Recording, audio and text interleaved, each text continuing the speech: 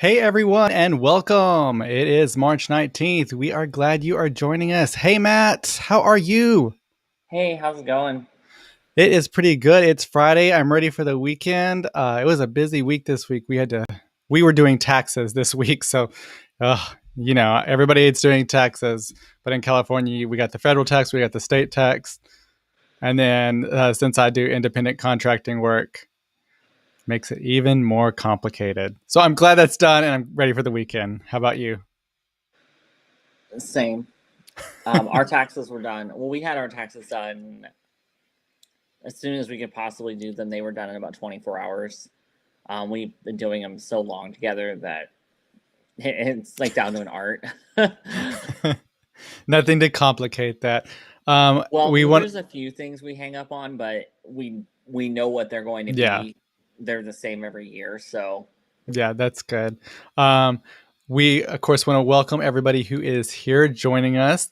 Of course, you can always just interact with us during the show. This is a live show, so we love interacting with all of you. So just leave a comment on whatever social account that you're on. We're on Facebook, we're on Twitter, we're on Twitch, we're on YouTube.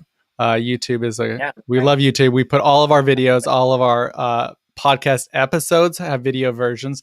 Those are all up there, and sometimes they even have extra clips that get cut out of the audio version. So you want to check those out. But yeah, just comment if you have anything that you want to talk about, or have questions for us, or questions about whatever we're talking about. So we love interacting with everybody. It was a good week as far as our episodes. They were, I think, really informative, and hopefully people learned something. It was a real well news-wise. It was a really stressful week. So both of our episodes this week had to do with some of the more intense things that have happened that what we'll be talking about a little bit more um, later in the show. But Tuesday's episode was about the shooting in Atlanta, and then we didn't have very much information, so we reported what was available at the time. So there has been some updates to it, and we updated a little bit yesterday, and then so here we are on Friday. Glad it is almost a weekend for everybody. Yeah, for sure. Um, Matt, in your neck of the woods over there in Texas and San Antonio, I don't know if you heard about this, but there was a Trump wax figure. Now, I'm going to pull it up on the screen if you've not seen this. Oh God. It doesn't look like Trump, first of all. What is that? I feel like they had a wax figure that they like got a blonde wig on, and they put the blonde wig on this figure. Like, it looks like Putin. It looks like Kim Jong. But who is that? Like, if you were asked if he wasn't with these two people, you wouldn't know who this is. It looks like a frat boy had a costume party and went as Trump and showed Oh up. my God, right? You know. Um, so anyway, this is in San Antonio. It was temporarily removed from the Louis Tussauds Wax Works there in downtown San Antonio. I believe it's right across from the Alamo, actually. And they removed it because it was sustaining damage. The decision was to put it into storage for right now because patrons at the museum there kept punching and scratching the wax figure. Now, figures of George W. Bush and Barack Obama have also been attacked by members of the public there in San Antonio at the museum, including multiple incidences where they ripped the ears off of Barack Obama's wax figure. But they actually had this, I guess, set up somewhere in the area, and this kept happening. So they thought, oh, we'll move it to the front where the tickets are taken, and hopefully like our attendants will be able to maybe people might not do it if it's right there in public view. Nope, kept happening. That's And not what happened. They kept punching and they kept scratching. That's very funny. But when I heard this story, I was like, well, okay, it makes sense, but it's like, who is that figure? What? Yeah, that does not look anything like it just doesn't look anything like Trump. Not at all. If I was him, I would just be like, but I should have pulled it up. I didn't have it, but the figure at the not Carousel of Progress, the Hall of Presidents at Walt Disney World. If anybody has seen that figure looks to me like Hillary Clinton again, then with a Trump wig. Some of the presidents. So I've been to the Hall of Presidents, of course, and some of them literally look like nightmare fuel. I mean, some of them look really, really bad. But I feel there is the rumor that, like, at the Hall of Presidents, they thought that Hillary was going to win, and then she didn't, obviously, sadly. But they were like, "Oh, we already made this figure, so let's just throw a wig on it and say it's Donald Trump." Okay, I'm going to pull it up here in a second. But first, it just looks like a nightmare. It looks literally like a nightmare.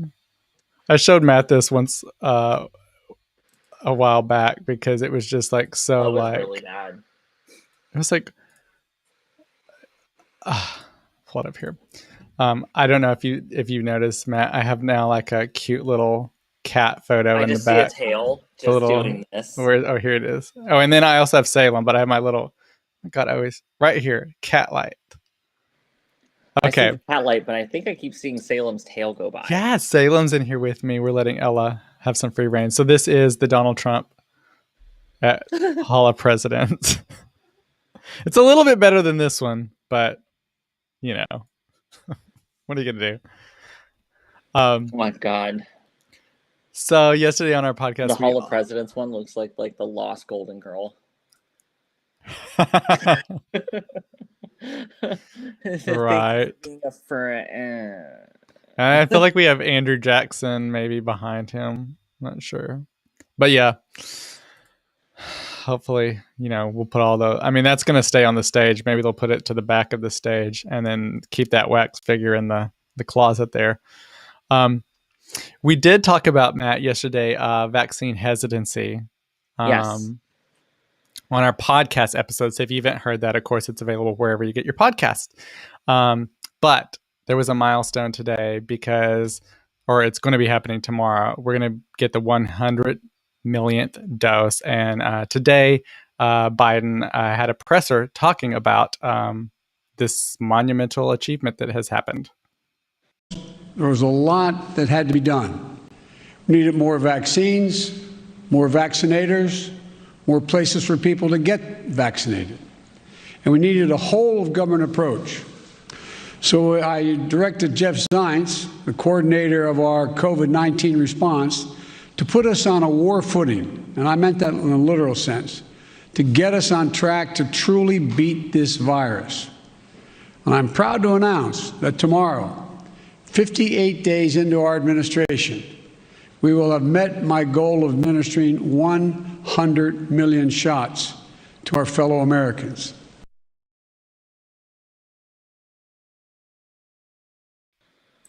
So, that's exciting because there was a lot of thought that we might not even get here that quickly. Yeah, well, initially, I think, so David and I are in like the last group, were. I think I got moved up a bit. David is still in the last. It would have been like late fall, whenever the initial rolling around was. But we're pretty far. There's been a lot of progress. I'm seeing more and more people tweet about how they, how they've at least gotten their first shot, and so I started hunting for an appointment. I'm eligible now. I believe I'm eligible. David is not.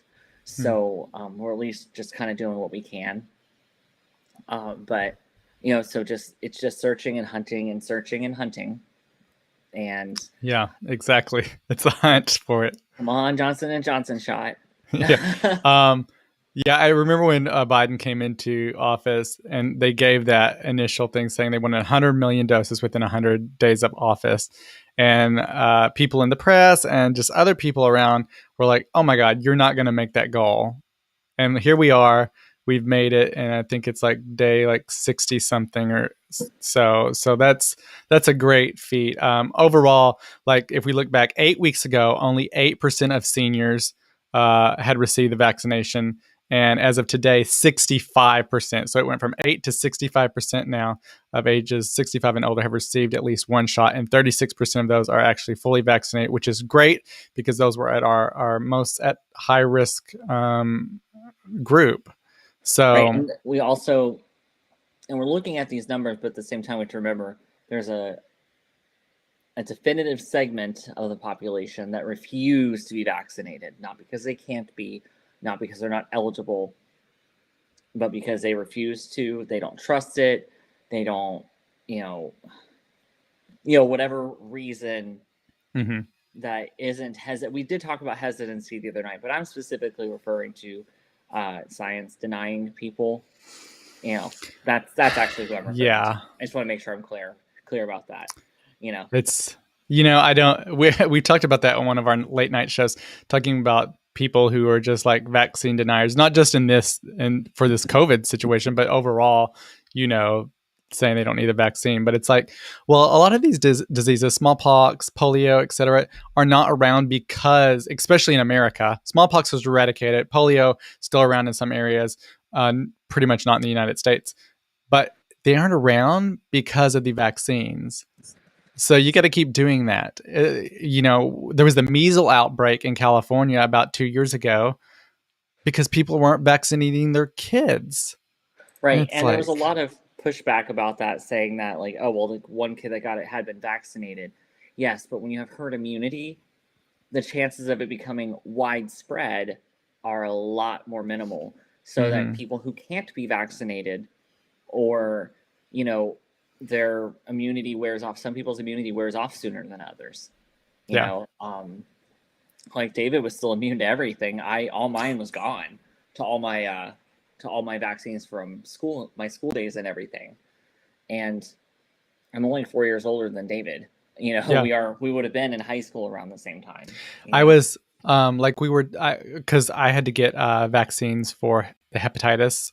And I think we mentioned this before, because there was a hepatitis outbreak. I hadn't received the shot. I had only received the first shot. It's a 3-shot kind of panel. And I only received one shot when I was in like high school, and I never went back. So I was like, oh my God, I need to get this because there's an outbreak in San Diego of hepatitis. So I went and everything. And the pharmacist lady was talking about sometimes, especially with hep, especially if you got it years back now, obviously we improve vaccines over time. But sometimes for some people, it begins to wane. There is still some protection, but sometimes you may need like a booster for some of these vaccines. You can have it at a cellular level. You can have immunity at a cellular level, but that's not going to pop on a serologic or blood test. Sorry. So when they draw your blood and check it, they're not going to necessarily see it. So they want to see it. I think I gave my doctor a bit of a scare, because my original doctor, when I went to my office and started getting my vaccines to start preparing for nursing school, she had since left the practice. So I was transferred to somebody else. And so I had titers done later. And I think the PA had ordered them for me because he was on vacation. Yeah. And so I don't think there was some communication there, because I got my notes. I could see my lab notes and everything. And it was like, what has he been in contact with? He was reactive for this, this, and this, and this. And I'm like, yeah.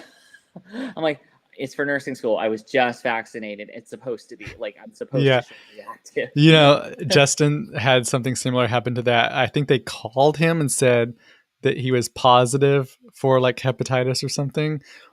But essentially, his titers showed that he was good to go. There was some confusion there. What's interesting here in San Diego County, they actually have opened up. This is crazy. First of all, they've opened up vaccines to anybody who is. We had the medical field, and then like people who work in restaurants and deliver food, and like involved in the public.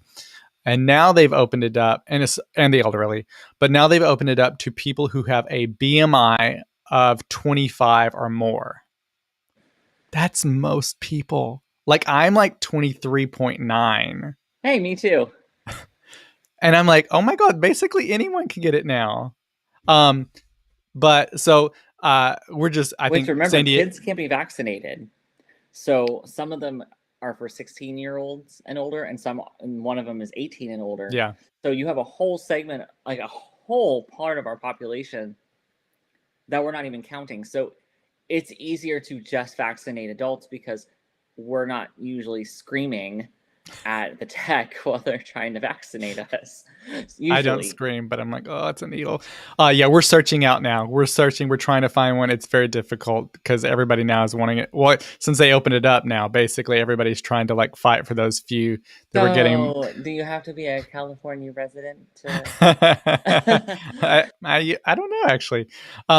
So this is exciting, though. San Antonio's, and you do not have to be a San Antonio resident to receive the vaccine. And I'm actually okay with that because the vaccine does expire. It does not have a long shelf life.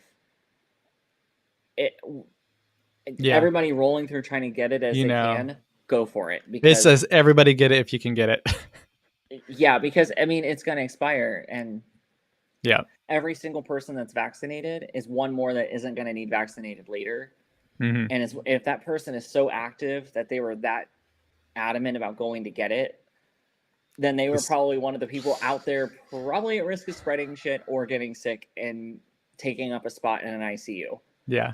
I'm so ready. You go get vaccinated and you're done. You know, like mm-hmm. Even if we all had one shot, I'm glad they did not make everybody get one shot and then go back for the other. Like they just started putting it out there because, you know, every few months that goes by, such a bigger and bigger portion will get done. And then, you know, that kind of starts, you know, in the smaller areas get done and kind of just starts filtering over.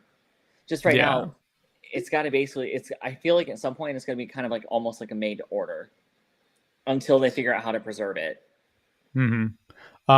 So luckily, if we're looking at the 7-day average so far, the new reported doses that are given out, the U.S. is currently on pace to have roughly 50% of the population vaccinated by May.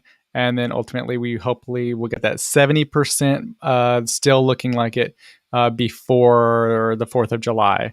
And that 70% is around the area where they speak of herd immunity. So we are on a good track. Right. Positive Things all around. Are moving forward. I saw this today. This came out today, Matt. Gucci is selling $12 sneakers. You're like, oh my God, that's a steal. But you can't wear them. What do you do with them? So you buy them digitally, and here they are. He's not actually wearing the shoes. It's AR, basically. Italian fashion house has announced the first ever augmented reality sneakers. They are designed by the luxury brand's creative director, Alessandro Michele. So you're paying $12 to look like you're wearing Gucci shoes? Yeah, exactly. So they're called the Virtual 25. I think you can pick different colors there. That's the stupidest shit I've ever heard in my life. They're a futuristic-looking bright neon green shoe. It has accents there, as you see, of magenta and sky blue, splashes of red, canary yellow, and emerald green. This is the retail version of Thoughts and Prayers if it became an article of clothing. And the shoe's dial, you see it there. I think it's that blue thing. It has the brand's famous double G logo on it. Shoe lovers are going to be able to wear the Virtual 25. So here you go. This is what you're going to do with it, Matt. They're going to be able to wear the Virtual 25 on a variety of digital spaces, such as popular gaming platforms, Roblox, and VR chat, multiplayer online virtual reality social platforms. So I guess basically in video games where you might have an avatar, you can wear the shoes, or if you're in like virtual chats with people, I guess you'll be able to wear these shoes. I feel like it's like one of those things in some of these like video games where you can buy clothes for your like characters and stuff. That's what this is. Or I guess you can do like this person is doing. They're just sitting in their living room and it's augmented reality putting them on your feet. For what purpose? I don't know. No, not in a million years. Like if if you're watching this, give us your thoughts on this. Would you purchase these Virtual 25 Gucci shoes? I'm judging you if you are. If I hear a yes, I'm going to be really questioning what's going on here. They're only $12. Of course, if you are listening, you can leave comments on anything we're talking about and set it on fire. I want to talk about later. We won't talk about it today because I need to do some more research on it because it's confusing. I think they're called NFTs. And basically, it's this weird thing where it's like digital things that are being sold for lots and lots of money.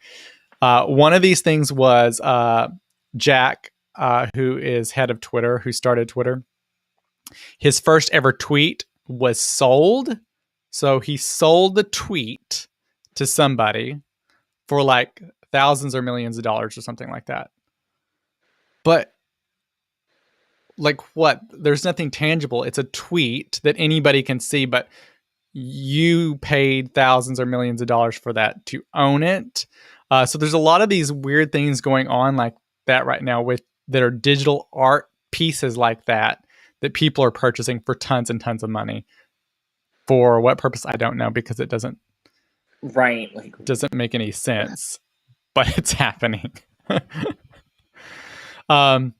This was fun. I've seen a lot of videos on TikTok where it was like my mind was blown when my teacher showed me this, and it has like the Earth, and then it zooms out and has like the other planets, Mars, Jupiter, Uranus, and it keeps zooming out and getting bigger, and then it basically shows the galaxy. Well, this reminded me of this picture. This took a decade and over 1,000 hours for this photograph to be done. It was done by a Finnish astrophotographer who took on the daunting task and created this mosaic of the Milky Way. It took him 12 years to get the whole picture. It's about 100,000 pixels wide and 234 individual mosaic panels that he stitched completely together. He not only managed to capture the entire galaxy, but also 20 million stars within the Milky Way. Wow. 12 years. It's dedication. Right. I feel like most people don't dedicate themselves too much, but to dedicate something to this, props to him. But this picture, amazing. I love seeing all these photos from space, the Hubble. I remember like when I was in elementary school, them talking about the Hubble telescope and how amazing it was. And then obviously in elementary and high school or junior high and high school, it was like, is it going to still be around? Did we want to spend money to like update it? Luckily we did. And we get amazing photos out of it. And Chris says, did you know that those space pictures come in black and white and people color them in? Chris, I believe I knew that because I learned that when I lived out in Cocoa Beach. I forget you might have actually told me that years ago. Cody, if you didn't know, Chris lives on the Space Coast. I'm obsessed with space. I used to where my house was when I lived out on the island near Chris. He used to be we've been neighbors in 2 different cities actually, and that's crazy. I could stand in my front yard and watch the launches from literally my yard. You could hear them, and my area code. For my phone number was 321. It's the countdown for Cape Canaveral, and it was my phone number for the longest time until we moved to Texas. I finally changed it, and they gave me a North Texas number instead of an Austin or San Antonio number. Yay! I wish I could have gone to see space shuttle launches. Like I've always been obsessed with space. Like I remember when I was little. Since we lived in Texas, we went to the Johnson Space Center in Houston and got to see Mission Control. Obviously, they have a new Mission Control, but I got to see the old Mission Control, new Mission Control, some of the space shuttles. It was so amazing. I remember getting to go up to the Space Center in... You'll have to do that.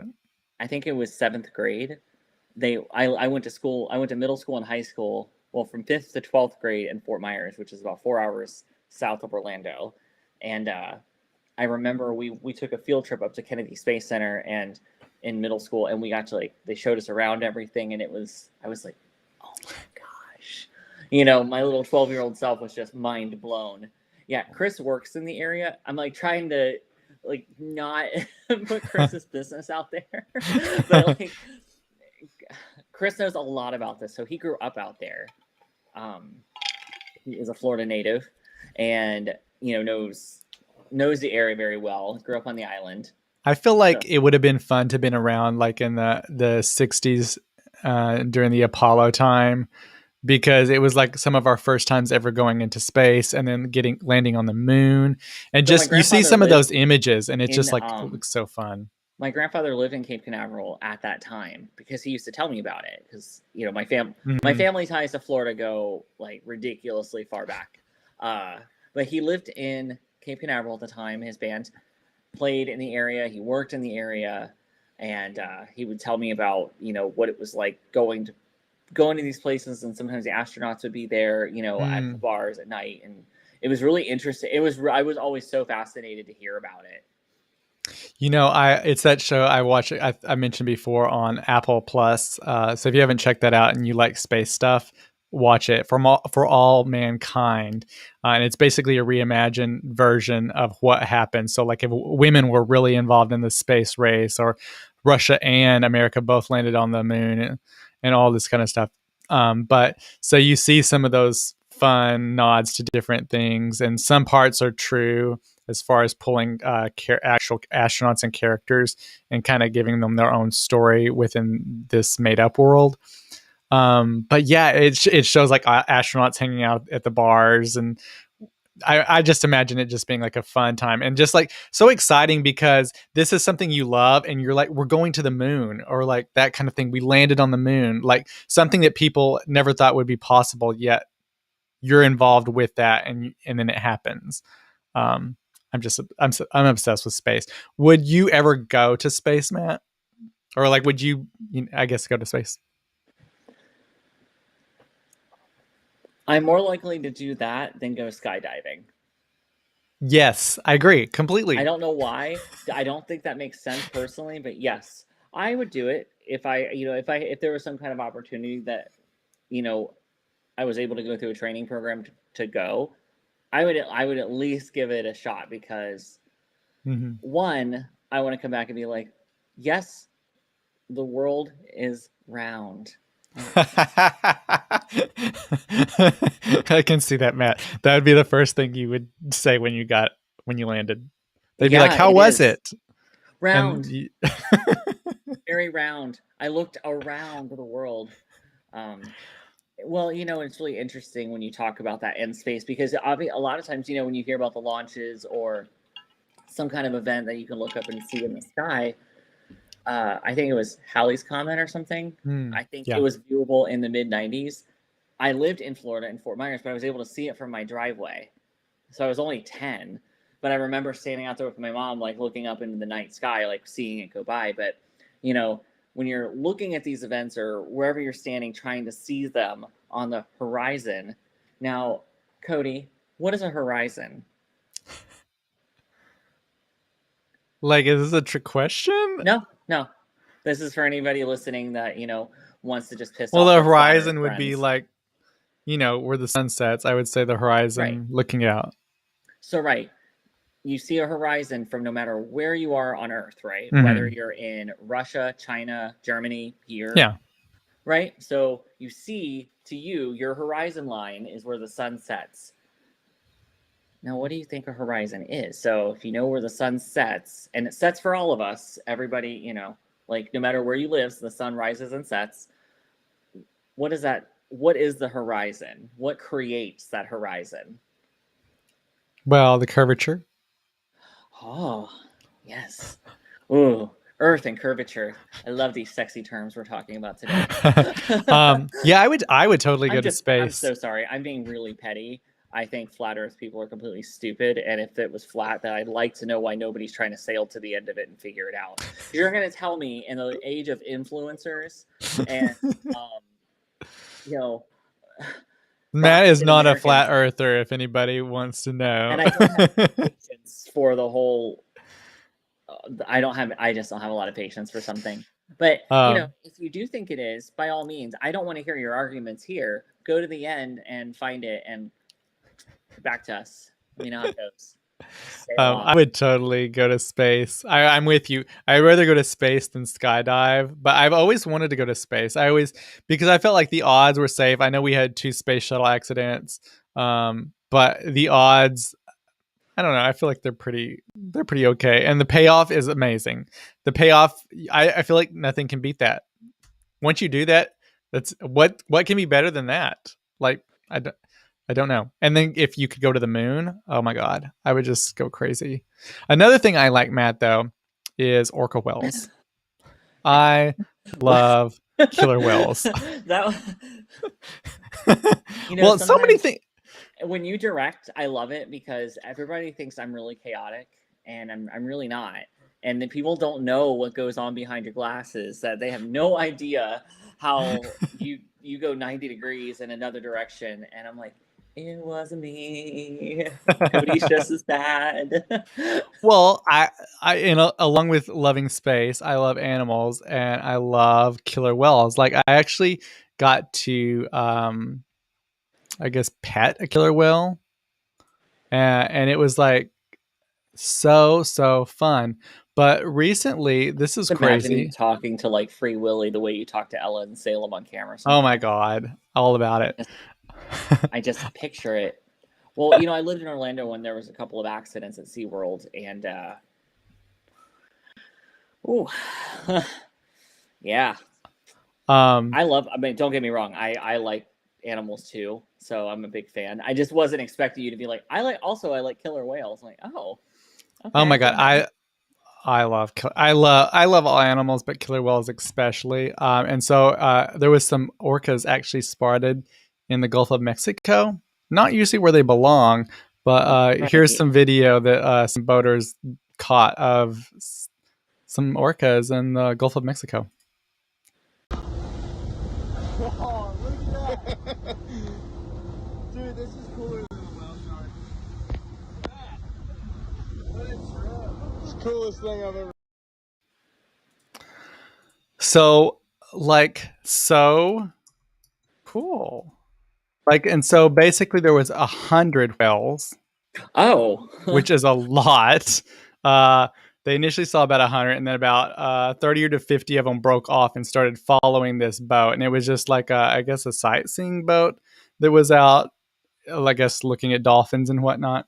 And that's when they saw these killer whales. Now, usually killer whales tend to live in cooler water, like so Alaska and like Washington State, that area of the coast. Is where a lot of killer whales live. So they think these killer whales actually got down there and were like feasting on Caribbean monk seals. And now they're extinct now, or they're no, yeah, they're extinct. And so now these killer whales are just there, and so they feast on dolphins and walruses and whatnot, whatever else is there. Gulf is pretty warm. What a lot of people don't realize is it's the Gulf being warm that charges up a lot of the hurricanes that come through. When they pass through the Gulf, that's when, like, yes, when they come off the coast of Africa and you're in Florida and you're watching them come at you, you're like, oh, good. Okay. You just kind of prepare. But when you see them come from the Gulf, you're a little more worried because they're probably going to be a lot stronger. And what changes that, and your fear of that depends on the faster it's moving. Yes, a fast-moving one can stop you from evacuating quickly or having time. But the faster it moves, the less time it has to power up. Yeah. So you have these slow-moving ones that just crawl across the Gulf into the shorelines. It just destroys. I mean, yeah. That's what does the damage. I mean, so that warm water. I mean, I know, like out here, like you can go in the Gulf of Mexico and swim and whatever. I wouldn't do it because it's just full of oil and it's gross. I never liked being in the water on the Gulf side. But at all. You go out here and swim in California, it's freezing cold. I can't do it. I can't do it at all. So I do miss the warm water, but I like our water because it's clear. But this is me with a killer whale. This is me touching killer whale, Oh my god, it's like the cutest thing ever. And then now you Cody, I love the can't hair. Do anything. Oh my god, that was It wasn't as long. I've had longer hair after this period of time, but yeah, this is before everything happened, and then this is when the trainers were still able to get in the water with the orcas. So this would not be allowed at all anymore. That's a vintage event. What There were year? May I actually, ask what year that picture is? I think like, I don't know, like 2004 maybe. I How think. have you not aged, you vampire? Oh my god. You're over there like absorbing the souls of the innocent. Oh my gosh. I mean, I told you it's just sugar and soda. It's a preservative. Were you Matt, like encasing yourself in it? Like Matt is always shocked because I told him like I do it now, but before I didn't use all this like skincare on my face or whatever. Like it was basically wash off my face, and that was it. Now I of course take care of it, but I don't know. I guess I'm just lucky. This is another one, Matt. Oh, That you're gonna piss us off, aren't you? Okay, go ahead. This is way back. This is when I was like in elementary school. Are you sitting on the whale? Well, this is unfortunately not me. I wished. Oh, I wish. I was like, I would have totally done it, but crazy they put a kid on it at that time. Wow, I was gonna say, well, looking at the picture, I'm like, that looks very about 1980s or early 90s. Super old. Not old, Cody. Vintage. Vintage. I love it. That's the other thing. I love vintage. I love all mid-century modern stuff.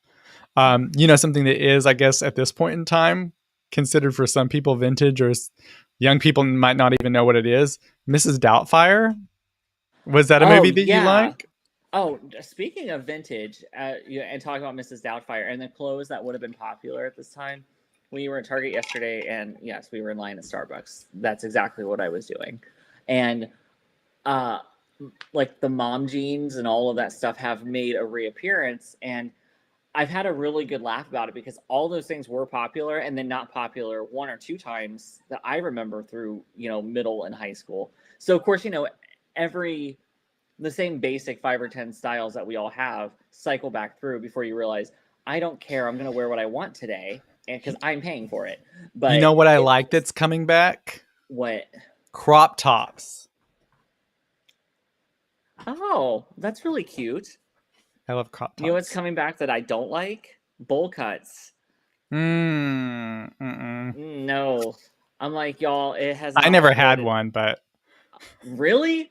Oh, no. God, your family really did like you. I pretty much had the same haircut all elementary and high school. I had pretty much the same haircut. Basically like what I have now, short, and I just spiked it up. There was a period of time when I was like in elementary school and I would do my hair and I would make it look like Elvis. I would try to make it kind of do this like flip thing. That's adorable. So Mrs. Doubtfire is apparently, according to Film Facts Twitter account, actor Robin Williams improvised enough during the filming of Mrs. Doubtfire, which isn't shocking that he improvised. But there's multiple versions apparently of this classic film. It was released as a PG-13 film, but apparently there is a PG version, a PG-13 version that was released, an R version, and get this, there's apparently an NC-17 cut of the film. I didn't know that. I mean, I don't. I could see where it could go to R, but. Well, I mean, I'm not surprised about the improvising part because it's Robin Williams and it's something he was known for. Mm-hmm. But I'm surprised that there's actual cuts of the film in existence. I've never heard of that, and that was one of my sister's favorite movies growing up. Like she loved that movie. It's a drive-by fruiting. Like, it is a fun movie. I actually, when I was in San Francisco, I went to see the outside of the house where they filmed. They only did exteriors, obviously, but it was fun to see the actual house there. And it's so cool because, like, in front of the house, there's some trees, and like little rocks in the flower bed around the trees, and people have written on the rocks like "We Love You, Robin," or just things Aw. to Robin Williams, and they're all just like around these trees. And so the owners of the home obviously know that they live in a very popular, famous house, and so they allow this all to happen out front. I thought that's just so fun. And I went shortly after he had passed away, and so there was all these rocks that people had written like their notes and goodbye notes to him. That's I thought very that was, sweet. yeah. I That's gotta love. be a little stressful, some people in front of your house standing there writing a note on a rock. That is not something I Would you ever no. want to live in No. a famous home? No. Oh my God, I No. would. I would.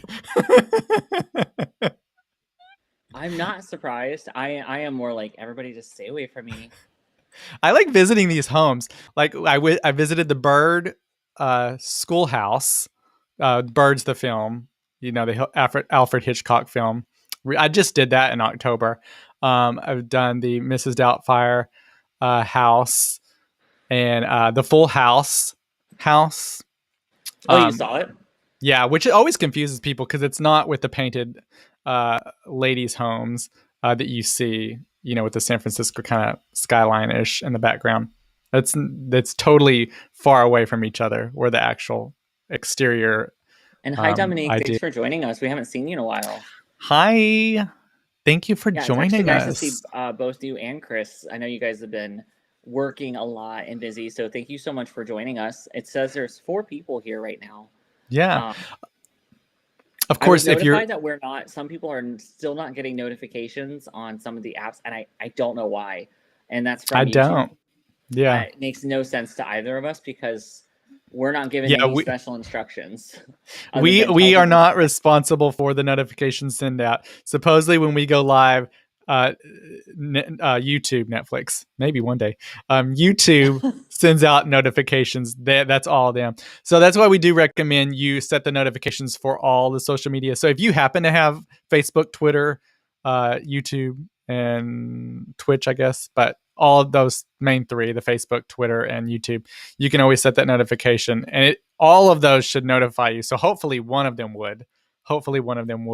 Or if you can do like what Matt said, you can message one of us and let us know, and we'll always just let you know. Of course, this is every Friday at 5:00. We were actually on time today. Sometimes we're a little behind, but we're getting better each week. We're improving. Going back to our Mrs. Doubtfire thing. So supposedly, who knows if they actually exist. This was just from Film Facts Twitter. But it has gotten a lot of people who have now been sharing that tweet to call for the release of this NC-17 version of Mrs. Doubtfire. And we'll see. I guess this comes on the heels of this Snyder cut of the Justice League that people were clamoring for, and they finally got it. I believe last night or Thursday night. I can't remember. Yes, my days are all confused now. It has been all over Twitter. 4 hours. It's 4 hours. It's a 4-hour movie. We were going to do it tonight, but we don't have time, so we're going to do it tomorrow. Probably watch the one that was released in theaters, and then we'll watch the new one. There's a lot of controversy on that too because it's not widescreen. It's 4:3, and so it's like a little square box on everyone's big TVs. But that's how he wanted to release the film. And then he's like, "There's a black and white version of the film." It's like, oh my gosh. I'm sure everyone's going to clamor to see that, even though it's just going to be colored black and white. It has been a while, Jonathan. So this also came out today. Speaking of movies, the famous catchphrase. Alrighty then, I can't even do it right because I'm not as good as Jim Carrey. But Ace Ventura: Pet Detective.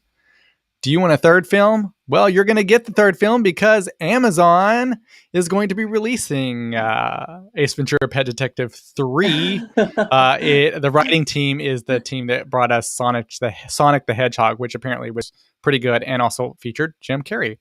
Of course, Sonic the Hedgehog after they redid Sonic the Hedgehog because that first one was creepy. I don't know what the hell that was. Those teeth? Oh my God, I should have pulled that photo out because that was scary. Yeah, okay, so I remember the Ace Ventura movies, and I watched part of one not too long ago.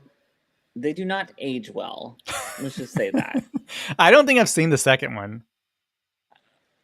The first one I think I've seen. You know what I would wish they actually would, and would make sense to me more than Ace Ventura actually, was a new Mask movie.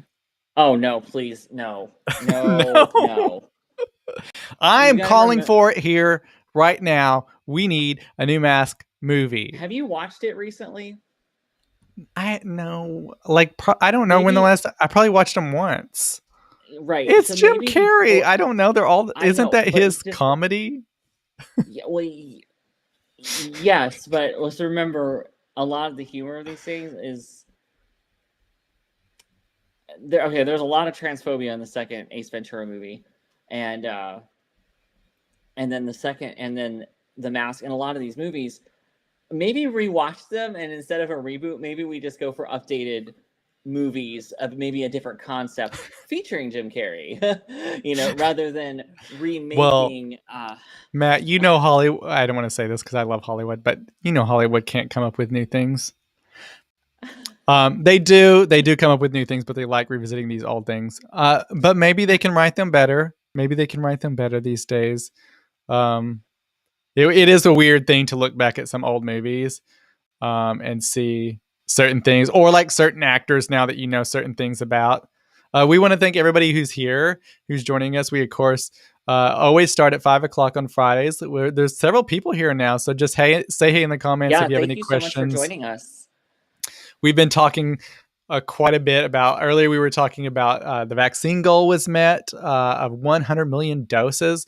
We were talking about the Trump wax figure. I'm going to pull that back up because if you haven't seen it, you got to see it. This is the Trump figure in San Antonio that kept getting scratched and punched. And so they had to remove it, and they're just going to store it for a while. Of course, that's in the Tussauds Wax Works in San Antonio near the Alamo. And then we talked about the Carousel of Progress Trump. Yeah. Neither of them look like him, but they have removed that wax figure. We also were talking about Gucci is selling the $12 sneakers, but they're digital. They're virtual. You can wear these. They're virtual 25. You can use them in VR chats, Roblox, multiple player online video game platforms. We don't know why you would do that. Me and Matt would not pay the $12 for these, but apparently maybe there is a audience for that. We also were talking about space a lot because I love space, and we were talking about this beautiful photo. It took 1,000 hours and over a decade to make. The Finnish astrophotographer J.P. Mestivano took on the daunting task of creating this mosaic. It took 12 years. It's 100,000 pixels wide. 234 individual mosaic panels were stitched together to create this beautiful image. We also were talking about killer whales in the Gulf of Mexico, where they spotted about 50 or 100 whales in the Galveston area. And then we just got through talking about the NC-17 version of Mrs. Doubtfire that apparently exists, and some people on the internet are clamoring for more. And of course, Ace Ventura Pet Detective 3 is coming to Amazon because everybody wants that apparently. Have you seen Coming to America yet? The newest one? Can you hear me? Me? Oh, I thought you were asking Chris. I'm sorry. Oh, sorry. I love it. It was funny. The number 23, one of my favorite Jim Carrey movies. Jim Carrey can be really good, and sometimes I'm like, So do you know what Jim Carrey movie my stepdad took me to see Liar Liar in theaters. And even then, my middle school self, because at this point all the court battles had already happened, I remember sitting there like, we're really doing this? Okay. I mean, he has this not lost on me. He has this show called Kidding And it's a really good show. It's a pretty fun, serious show. He plays kind of like a Mr. Rogers type character, and it's really good. I think when he acts serious, the films are so amazing. His type of comedy is not my favorite type of comedy, but when he plays serious, the films are so good. You saw Coming to America. It was pretty good. Yeah, I loved it. It was fun. It was just a fun movie. I like the first one. I think the second one actually is better than the first one. And I love Eddie Murphy and Arsenio Hall. First of all, they were Eddie both Murphy's super really cute. They were so cute back then, and they still look great. Eddie Murphy is so funny. You know, he kind of went away for a bit. Obviously, Yeah. he wanted family stuff. He also started coming out with weird stuff like Norbert, but he did go away for a while and just wanted family life. And then he came back. He has like a Netflix movie that came out. I can't even think of the name right now. It's losing me, but it is so good. It is such a good film. So some of That his does new happen stuff. with some stars, you know, like they're really, you know, their Hollywood stars shining really bright, and then they're like, okay, like Rick Moranis, you know, who did Mhm. the Honey I Shrunk the Kids. He stepped away. I believe his spouse had passed away from cancer, I believe, and so he wanted away from the spotlight to, you know, raise his kids and just kind of have that private time. And I think he's just even recently, I guess recently in the last couple of years, started to be more active again. I know, you know, this happens with a lot of Yeah. stars. He well, he's going to be I believe appearing in, because Disney Plus is bringing back Honey I Shrunk the Kids. I believe it's going to be a TV show. They obviously That's had a TV show. horrible. And so I think they're going to do either a new movie or a TV show with Rick Moranis. And of course, because he had that deal, they also brought him back for this show where they show off props. And so they found or fixed props from Honey I Shrunk movies. Yes, Jonathan, thank you. Dolomite is my name. If you haven't seen it, go to Netflix, check it out. It's an Eddie Murphy movie. It's funny. It's great. Highly recommend. Yeah, Coming to America definitely was heavy on the nostalgia. It brought back everybody from the first movie, basically, and I don't know. It was great. It was a great payoff, and such talented people in that film. I was seeing an interview where they were talking about the original film and how they were forced to put a white guy in the movie, and they put Louis Anderson in it because at the time he was really funny, he was really popular, and Eddie and Arsenio were like, yeah, choose him. They actually had a list that they gave Arsenio Hall with 3 people on it, 3 white comedians, and they were like, which one do you want? And he chose Louis, but they had to put a white person in because the whole cast was black. And so they had to put Louis in there. And Louis is back again for Coming to America, the second one. It's great. I love also the weird take on McDonald's, but it's not McDonald's. I saw this one because Jonathan also posted about it, I believe. Katy Perry is planning a Las Vegas residency at a brand new casino that's going to begin later this year, hopefully, if COVID is still under control. You know, I totally thought about Johnny about when I read that earlier or yesterday. I think I read it yesterday or today. I can't remember when I read it, but I thought about Johnny. I was like, I know he's on this. He probably knows way more about it than I do. It's going to run until 2022 if it does start on time. It's going to be the first new from the ground up casino built actually on the Strip in more than a decade. But I feel like everybody is doing Las Vegas residencies these days, so it's about time, I guess, that she do a Las Vegas residency. Yeah, let's get over there. I'll take the check, and I'll that and a Netflix deal. That's gonna be fun. I know. I misspoke earlier, but yeah, we'll be on Netflix. Yeah, you can find us there.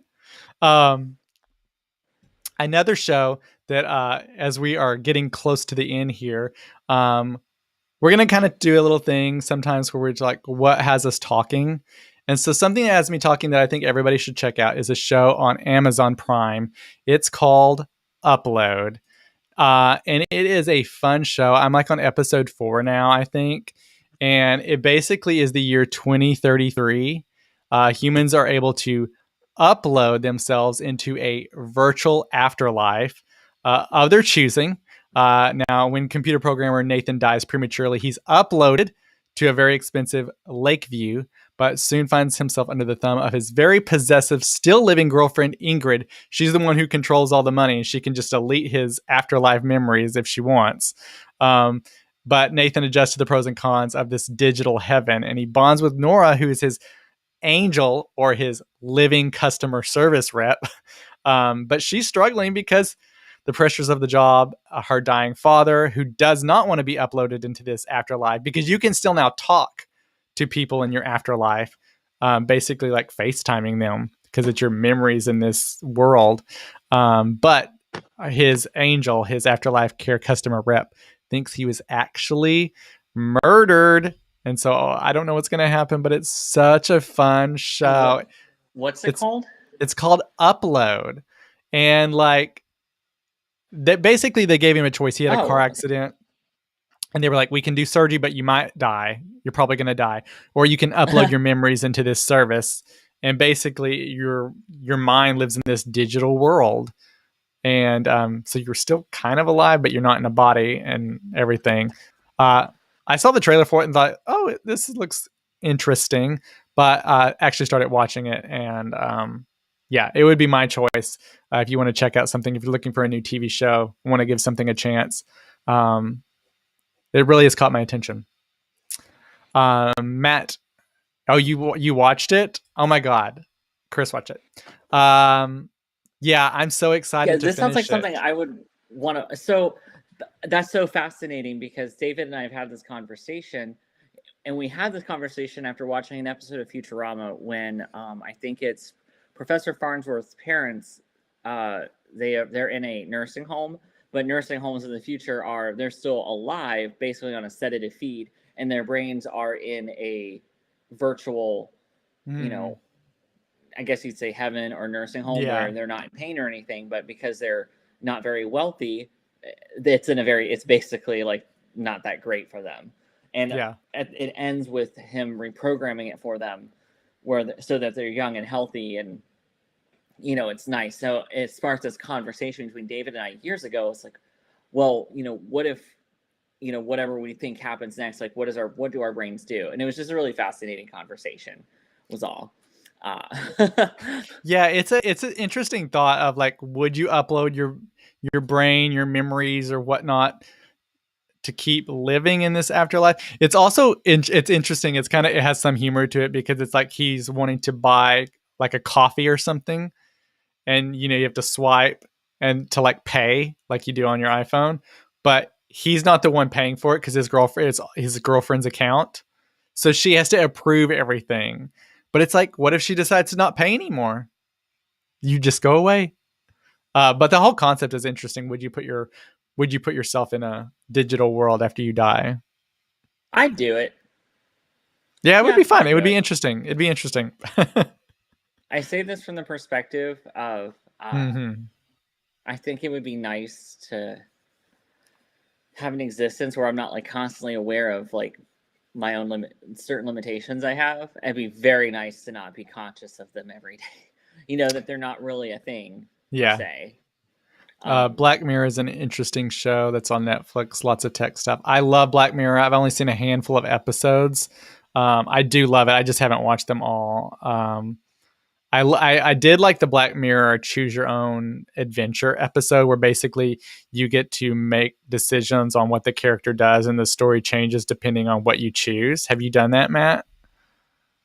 No. Oh, well, like the Choose Your Own Adventure books?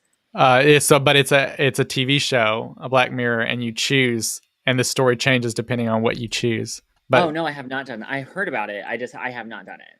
Yeah, it's something to check out if you like. Black Mirror it can be very dark, but it really does involve a lot of what the digital world is and what the digital world could be. Like if everybody got points and, points could be taken away from you, or you could get points for different things, being a good person or a bad person or doing this or that. There's episodes about that. It's an interesting show. Matt, do you have something that has you talking this week? Yes, actually. So about a week and a half ago, I requested everybody whatever books they were reading or had anything interesting that they wanted to share. And I learned there are a lot of little writers in my mutuals. And so I collected a huge list, and I have it on my notes. I have a notepad open for it. So of course it uploads between my phone, my iPad, and my laptop. So I actually had David grab my laptop or grab my iPad and hand it to me a second ago. That's if you saw me looking off camera. So I read 2 short stories. One was about 100 pages, and then the other one was maybe 200, something like that. So one was called A Boy Fell from the Sky by Chance Webb. I read that one. And then I read Everyday Vampire by Chris Cole. So I read both of those. And they were fun. They were fun reads. It's really nice to be able to, whenever you read a gay story, a gay themed story, that it's not, if there's any sad twists, it's not a stereotypical one. So, and then the other one I'm reading is a recommendation. The one that I'm currently reading is called The Memoirs of Cleopatra by Margaret George. Yes. Let's see if... that's nice. Okay, it's just got to do that. But it's called The Memoirs of Cleopatra by Margaret George. And I am a couple hundred pages into it. It's really long. It's a first-person account told from the perspective of Cleopatra and her time from her earlier memories as it starts about when she's 6 or 7 years old, and then her perspective changes and grows with the rise and fall of her family from her perspective. So remember, it's fictitious and creative liberties are taken, but it's really fascinating. This author has, yes, thank you. This author has done this. There's lots of historical fiction she works with, and she researches in great detail. And so it's been really fascinating to read. When I read, I kind of disappear.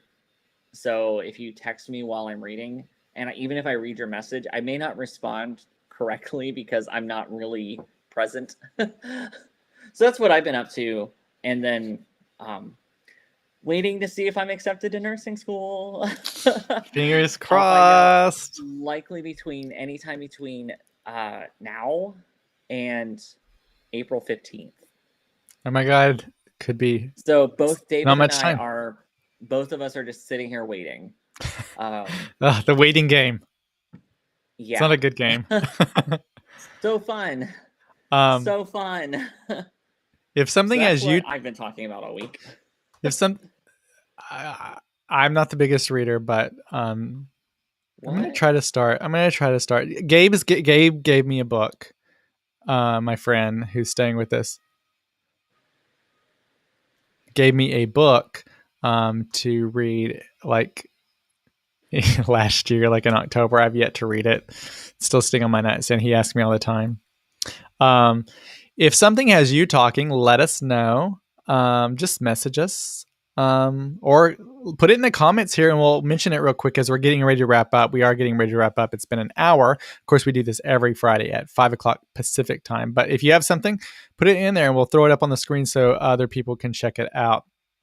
Jonathan says it reminds him he needs to get the Leah Remini book out of his closet. Oh my gosh, Leah Remini. We were just talking about her. She's a hot mess, but a fun hot mess. She has some, obviously so interesting with her talking about Scientology and that whole situation. But obviously she does like stirring the pot. Not that it's not warranted sometimes, but she does like the drama. She does like the drama. She would be great on a Real Housewives show. Like it would be worth watching. She's fun. I like her. But of course, we do want to thank everybody who has joined us today. Again, we do this every Friday at 5:00 Pacific time. We'll do a Sunday show at Sunday. It's 8:45 Pacific time. It's our late night show, a little bit more relaxed. But join us. Have these conversations with us like y'all were today. We'll talk about movies or whatever you want to talk about. We'll have some topics and some our fun Sunday stuff nights to do. are less news focused and more just whoever wants to talk and just kind of hanging out.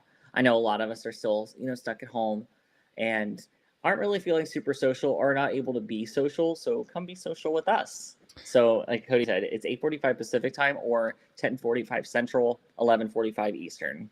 I let Matt do all the calculations there because I mess it up every time. But yeah, we can talk about like these TV shows, or we can talk about Leah Remini because I feel like we need to talk more about Leah Remini because she's just fun. There's a lot of stuff we can talk about. Leah Remini. So oh my God, Leah Remini, Leah Remini. Cody about Leah Remini. I need to meet her, but I can't go to LA right now. Because I don't have my vaccine yet. Everybody get your vaccine if you can. And then, of course, we have new episodes of our podcast episodes every Tuesday and Thursday. And those are released. We try to release them like at midnight on the day before, but this past week we were a little running behind, but we still got them out. We still got them out on Tuesdays and Thursdays. It happened. Season 2 has been a ride. Of course, there's always video episodes of those versions available if you want to check out if we're talking about something or we're talking about some outfit we're wearing. You can actually see it now. It's not hidden. It's not mysterious. You can watch it on YouTube and watch us actually interact with each other while it happens. And sometimes that involves facial expressions at each other because in the podcast you may not hear us you don't necessarily hear us staring at each other. Neither of us, I don't really think either of us really hide our feelings. It's pretty like no. evident. Matt was calling me out last night on Thursday's episode of the podcast. I cut him off at the end though. I was like, not going there, girl. Where?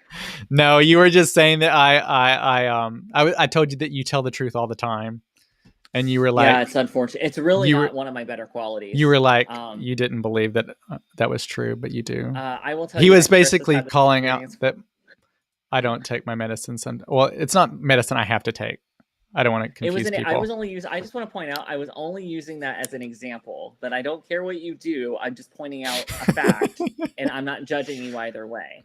This is what you see. Experience with me many times where I cannot restrain myself, but it's not ever a judgment. It never comes from a judgy place. This is what you see every Sunday night. This is what happens. This interaction here, of course. Cody being wrong. No. You can give us a call at 858-876-4256. Someone give us a call. Leave a message. We'll play it on air or on our podcast episode because that's always fun. Of course, I'm sure everybody follows us at the ComaCast. If you don't, we're at the ComaCast. We're also at the ComaCast on Instagram. We're at the ComaCast on YouTube and Facebook. Just search the ComaCast. It'll come up. And of course, most of you are on YouTube. But if you're not, subscribe to YouTube and get the notifications. We're going to be doing a lot more video stuff.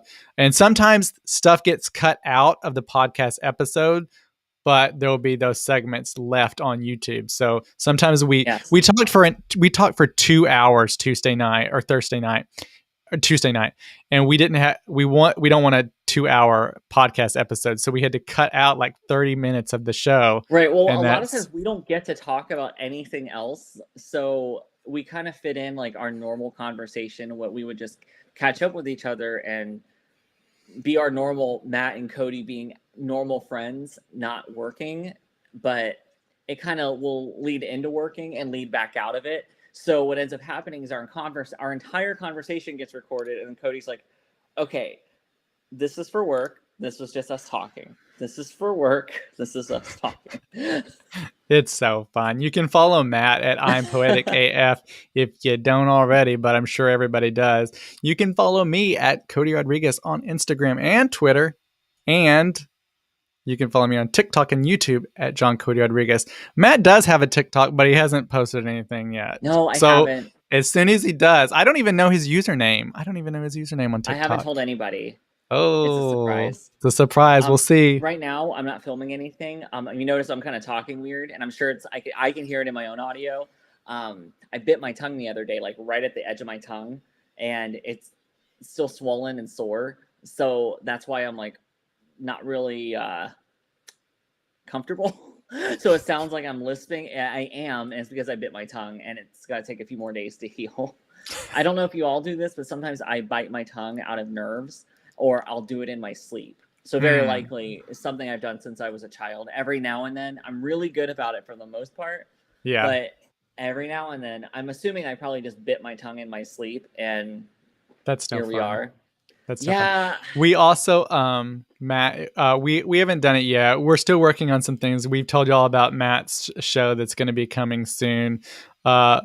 It'll be coming soon. We're still working on it. We're going to record several things and get it all together, but it's something we don't want to give too much away, but we like teasing you a lot, but it's something you're going to enjoy. It's going to be really fun. And so stay tuned to that. It's coming soon. Cody's not at me. It's coming soon. How it is going to work, though, we can say is it's not going to be a full-time regular thing. We're going to be looking at different subject matter, and it's going to be consistent. So whatever it is, it'll be a short series of that thing for 5 or 6 episodes, consistently, completely done, and then we'll release it to you guys. That way it's all in one piece and consistent, and you don't have to figure out if you'll know right away if you're interested or not. And it's going to be multiple seasons a year. And basically you can be like, oh, I really like what he's talking about in season 1. I'm going to subscribe. I don't really want to listen to season 2, but then you might like season 3, but it's going to give you that option. And he's going to really get to take a deep dive into whatever his ideas and topics for that season are, which is going to be a lot of fun. We know Cody gets to produce it. So he's really excited that his favorite thing to, give me notes, and I'm sure I'm going to handle it really well. Can you picture like the first couple of like episodes after? Oh yes, thank you for joining us on ComaCast. Now live, Cody being a bitch. Cody? This was the first time today. Today was the first time that Matt got a rundown of stuff that we were going to talk about today. This was Matt. Basically, the format you got today. I gave Matt a PDF format of topics today, and it's like in a rundown format of times when we're talking about this at a certain time. This is what I used to give to my anchors in the mornings. They had to read this before we went on the air, but it went for 2 hours worth of content. Oof. What's fun though is I actually happen to have already read several of those things, so I was ready. But some of them I really didn't see coming. I was like, yeah, you one of those Gucci shoes, don't you? Okay, so thank everybody who has joined us today. If you're watching this replay, thank you. Of course, be sure and share our content. So like other people might like our podcast, let them know. We're getting new people each week who are finding it. So it's nice when other people get to find it, because we hope they're enjoying it and maybe learning something from it. But again, Sunday, 8:45 Pacific time, we'll have our Sunday late night show, and then podcast episodes Tuesdays and Thursdays. But again, thank all of you for joining us, and we will see you Sunday. Bye. Yep. Thank you for joining us. Bye.